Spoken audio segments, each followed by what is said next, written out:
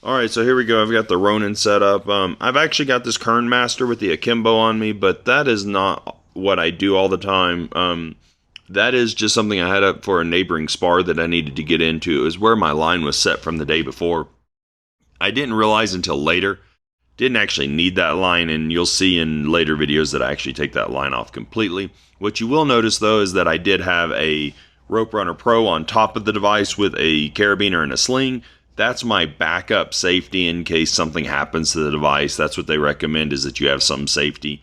They recommend a lot of times just like a 6-wrap prusik above the Ronin, and it gets pushed up, and if something happens in the Ronin where it was to try to drop you, the prusik would catch. I would prefer always have something that would allow me to like move around a little bit. I don't know that the Ronin is going to cut your rope in half ever.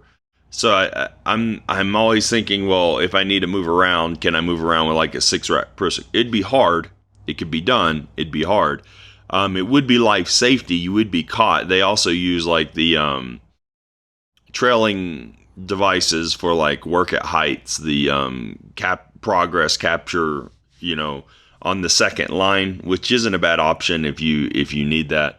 So I just run mine above the device like that, and they said that that's okay. I'm running on the KAM3 Max for the Ronin.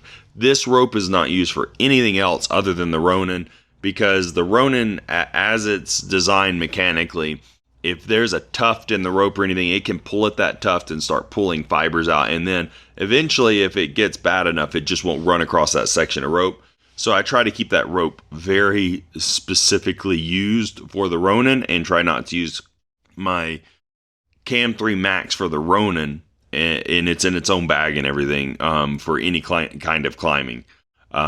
So the Kern Master here that I've got, like I said, I thought I was going to need this. In the end, I really didn't. Got a lot of slack that I'm pulling here, trying to get it all organized and stuff, and you can see that it's running through a ring sling up there. It was already in the tree. I didn't want to leave my adjustable friction saver up there, so I ran the rope through it. I left the throw line through the ring overnight so that when it froze and snowed or whatever, it wouldn't like mess up my adjustable friction saver or freeze it to the tree. And now I'm just taking up the slack, which of course just kind of takes forever. This is all like a little bit more complex than if you're just getting in a single tree. There's a couple of ways that you can do things that we'll talk about with a Ronin in the future as well. This is just kind of an overview of what I do for the basic steps of it. So I'm tied in here. I'm just putting a lanyard on because I've got to adjust the ropes for my second spar over there. And the thing is that I don't trust the bark in this tree. It's very brittle. It's very dry. It shells out on me. It's not. Yeah. When I try to stand on the tree, my spikes break through the bark, and I shift down a number of inches or chunks flake out.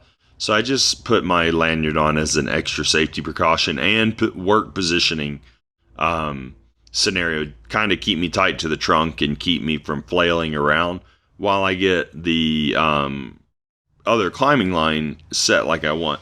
What I'm doing here, the spar and where that friction ring is, that rigging ring, it's much lower than the top of the spar that the Ronin is tied to. And I've got to keep going up about another, 25, 30 feet above this. And the angle of that Kern Master with that rigging ring there as its friction saver is not super conducive to getting up to the top of the spar with the KAM3 Max and the Ronin. So I am actually tying this off and leaving it hanging, so when I come back down, like I said, I did all this, which was dumb of me, because when I got back down I realized within a few minutes didn't really need the rope on that spar. So I could have avoided this time, but that's part of climbing. Sometimes you can figure it out, and sometimes you think it's the best option, and then it's not until you start doing the work that you realize, wait, that wasn't so ideal. So that's what we're doing here. Is I'm going to leave that there. Of course, now I'm going to undo my lanyard, and then I'm going to continue on up on the Ronin. So you might notice that on the Ronin there is a flashing light, the green bar, and you'll see that here in a minute again. The reason it's flashing, it shouldn't be flashing. The reason it's flashing on this occasion is I left the Ronin out in the pickup truck and it was too cold. These are lithium batteries, so it's hard to work in the cold with them, and that's one of the downfalls to this system. It's not even that cold, but it had been cold at night. It had gone down into the low 20s or something like that, and I had forgotten to take the Ronin out of the pickup truck until 7 a.m. this morning, and it wasn't enough time for it to warm up. So you get that flashing bar a lot of times when the battery's kind of like in fatigue or whatever, which, not good on the battery at all. And so just getting my lanyard set up again, because I am shifting climb systems now. I will be getting off the Ronin and getting onto another climb line that is going to be running through another friction ring that I already had set up from rigging in the top of this tree above the Ronin. Unfortunately, due to where my GoPro is fitted, you can't see that ring. You'll see me reaching above the camera edge and putting a rope through it here in a minute, but instead of trying to capture everything broadly, I wanted more detail, so that's why I have the camera where I have it. It's much more first person. Here, he's got the climb line that I need tied on, and now because I'm just pulling rope, I put it in fast forward because we don't need to see that. It's just a lot of work, and everybody knows how that goes. So there's my Poison Moon that I'm going to be running through the ring.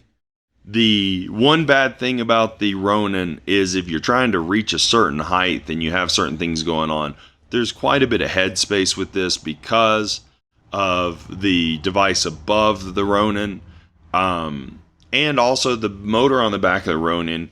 As you get closer to your tie-in point at the top, that V and what you can push the rope away from the trunk gets tighter, and it becomes more cumbersome.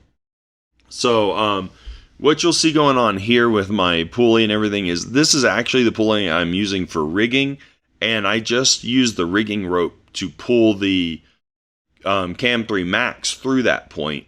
And then when I get off the Ronin, my guy on the ground will actually remove this orange KAM3 Max rope and will put the rigging rope back in that pulley. That's why it's there. So it's just using two things for one purpose. And that's why I'm actually in a pulley, even though I'm basal tied, just so you know. It's not a big deal. It's the rigging point, and it was what it needed to be, and it was the easiest point to pull through. So I just used the end of the rigging line to pull my KAM3 Max up into the top of the tree so that I could get the Ronin on it. Now I'm thinking about how to get this off, because each time it's a little different, but I realized, wait, the sling's longer, so there's enough slack in the sling. I didn't need to reverse the Ronin, which you can do. So you'll see me disconnect the sling here with this carabiner from my bridge ring. And then now I'm only on the Ronin. There is, and my lanyard, of course. The Rope Runner Pro is not doing anything for me. So I'm removing the lanyard, the sling altogether, because I don't need the loop runner when I just have the Rope Runner on my climb line. And now I'm removing the Rope Runner Pro. Now, I will say the benefit to using the Rope Runner Pro over the Akimbo is that you don't have to slack the line to take it off. Whereas the Akimbo, you have to have slack in the line to take it off. So it's a bit more cumbersome. But the bad thing about the Rope Runner Pro is that you have to worry about the pulley dropping off and stuff. Here, I almost put it on my saddle and then realized, wait, I need that on my rope. So the camera cut off.